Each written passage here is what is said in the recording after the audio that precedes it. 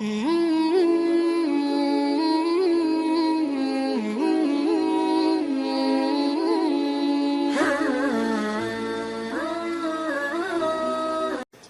دفعہ ایک آدمی نے میرے پر بڑی چڑھائی کی، تم تبلیغ والے منافق ہو، کہتے کچھ ہو کرتے کچھ ہو، تمہارے قول اور فعل میں بہت فرق ہے، بہت۔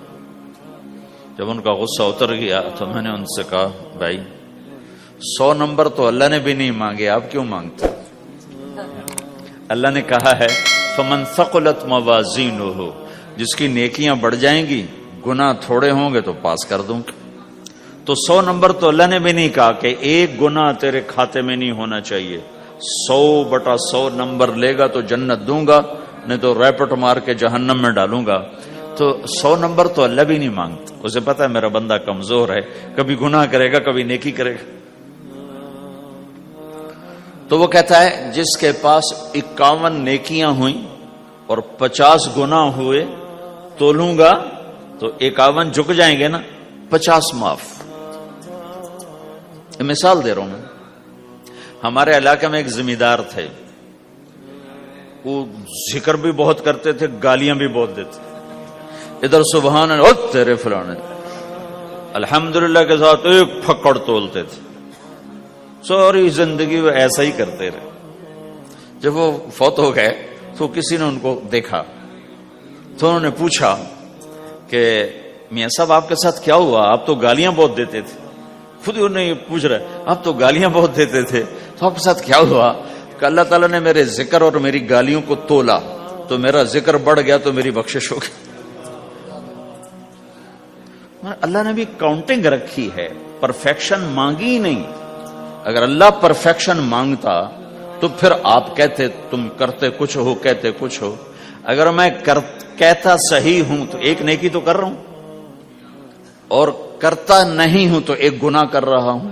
کیا پتا میرا رب میرے کہنے کے تو فعل میرے نہ کرنے کو معاف کر دے۔ بس ایک صورت میں ہے کام خطرناک کہ اگر میں اس کہنے سننے کو اپنی دنیا بنانے کا ذریعہ بنا لوں پھر خطرناک ہے۔ تأمرون الناس بالبر وتنسون انفسکم وانتم تتلون الکتاب، وہ یہ آیت ہے۔ لیکن اگر میرے اندر اخلاص ہے تو پھر میں انسان ہوں، کبھی اچھا کروں گا کبھی برا کروں گا، لیکن میرے ذمہ صدا لگانا ہے۔ تو بھائیو اس تبلیغ کے کام کو کرتے رہنا، اس سے ایمان بنتا ہے، ایمان سے دین وجود میں آتا ہے۔ دین کے 2 حصے ہیں، ایک عبادات ہے جس میں نماز سب سے اہم ہے، پھیری پہ ہو گھر پہ ہو نماز نہ چھوڑو۔ رمضان کے روزے ہیں، اللہ پھر رزق زیادہ دے دے، حج کرو، زکوٰۃ دو۔ لیکن عبادات بڑی محدود ہیں اور اس میں کثرت اللہ نے مطالبہ بھی نہیں کیا، بلکہ اللہ تعالیٰ نے اس میں اعتدال ہی کو پسند فرمایا ہے۔ اللہ تعالیٰ نے ہمارے نبی لمبی لمبی نمازیں پڑھتے تھے تو اللہ تعالیٰ نے روک دیا کہ ما انزلنا علیک القرآن لتشقی، میرے نبی میں نے تمہیں قرآن اس لیے نہیں دیا کہ تو لمبی لمبی نمازیں پڑھ کے تھکتا رہے، درمیان نہ چل۔ اللہ کے نبی نے تبلیغ میں زیادہ زور دکھایا تو اللہ نے اس پر بھی کہا فلا تذهب نفسك عليهم حسرات، اتنا غم نہ کیا کر کے تو خود ہی ہلاک ہو جائے، نہیں ایسا نہ کر۔ تو عبادات محدود ہیں اور اس میں اعتدال مطلوب ہے۔ سارا دن مصلی پہ بیٹھنا یہ اللہ نہیں دیکھنا چاہتا، اللہ یہ دیکھنا چاہتا ہے کہ تو باہر جاتا کہ میں دیکھوں کہ اب تو کیا کرتا ہے۔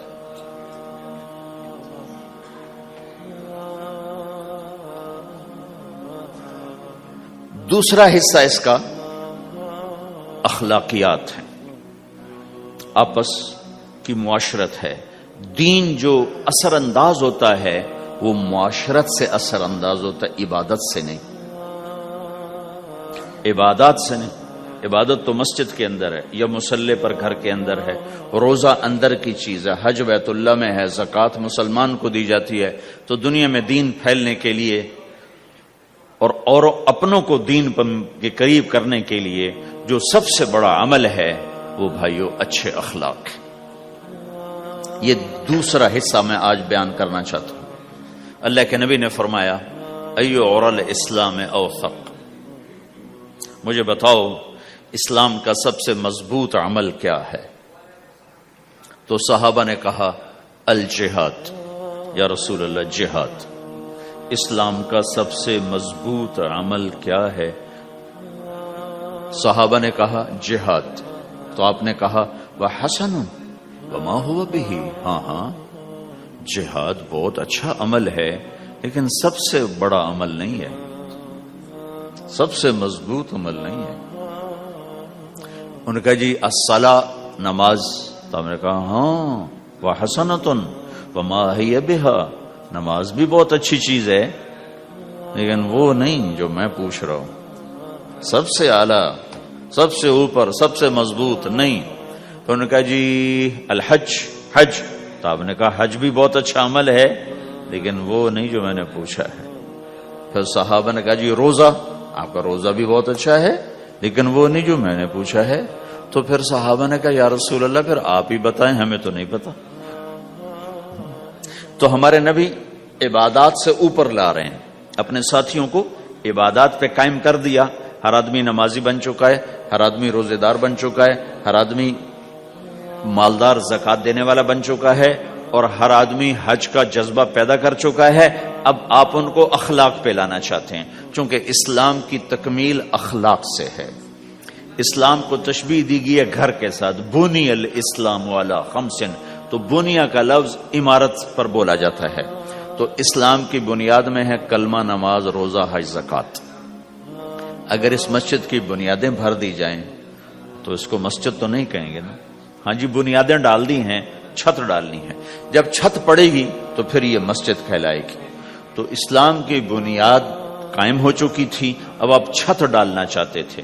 چھت کیا ہے؟ وہ اچھے اخلاق ہیں، تو اب آپ ان کو اوپر لا رہے ہیں، اوپر لا رہے ہیں۔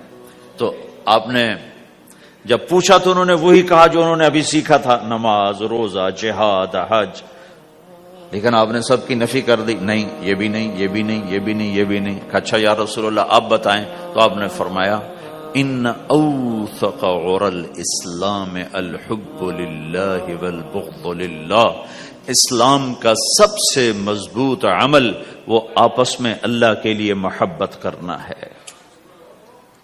اسلام کا سب سے مضبوط عمل وہ آپس میں اللہ کے لیے محبت کرنا ہے۔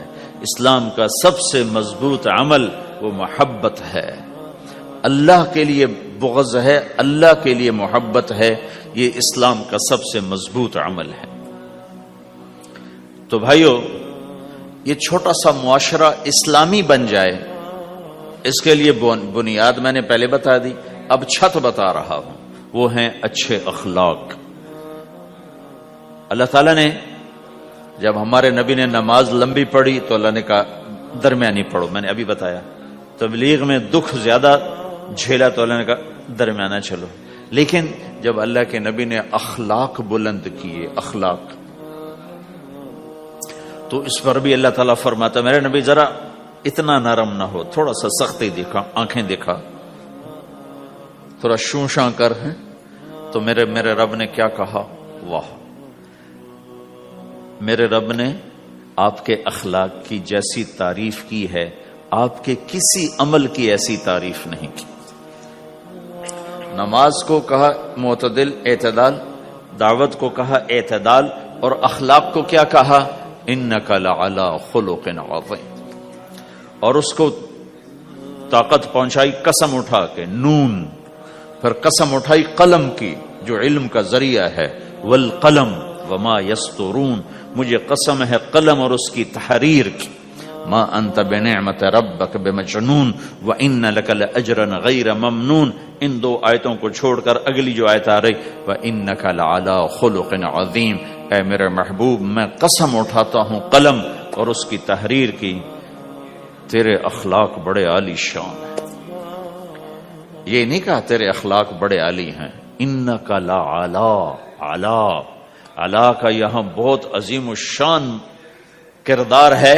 علا یہ بتا رہا ہے کہ اے میرے نبی، جتنے اخلاق تصور کیے جا سکتے ہیں وہ سب تیرے تابع ہو چکے ہیں، اور تو ان پہ سوار ہو چکا ہے، تو ان پہ چھا چکا ہے۔ علا چھا جانے کے لیے ہوتا ہے کہ تمام اخلاق تیرے غلام ہو چکے ہیں۔